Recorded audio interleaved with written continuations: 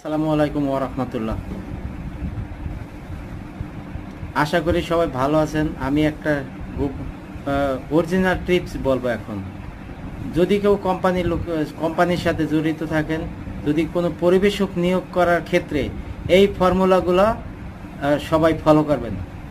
দেখবেন যে কোনো রাজনৈতিক দলের নেতা কিনা ডিস্ট্রিবিউটর, তারপরে তার সমাজে গ্রহণযোগ্যতা কেমন, আর বিশেষ করে টাকা আছে কিন্তু তার কোনো মান মর্যাদা নাই, এমন কোনো লোকের কাছে দেয়া যাবে না।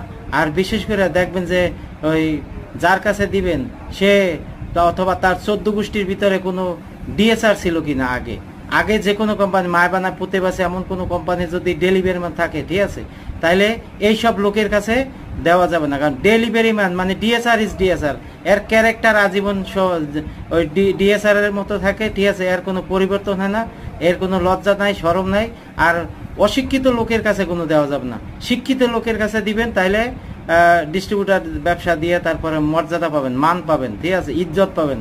আর অশিক্ষিত গণ্ডমূর্খ, তারপরে ডিএসআর এই কোয়ালিটির, তারপর বেয়াদব জানোয়ার এই কোয়ালিটির লোকের কাছে দিবেন, তাহলে আপনি ইজ্জত পাবেন না, আর কোনো পাবেন না, সুফল পাবেন না। এখান থেকে কোনো কিছু সুফল আশা করতে পারেন না। আশা করি সবাই বুঝতে পারছেন। আমার কথা কেউ নেগেটিভ ভাবে নেবেন না। আমি বাস্তব একটা এক্সাম্পল দিলাম, ঠিক আছে, বাস্তবতার মুখে মুখে তারপরে দিলাম। ধন্যবাদ সবাই।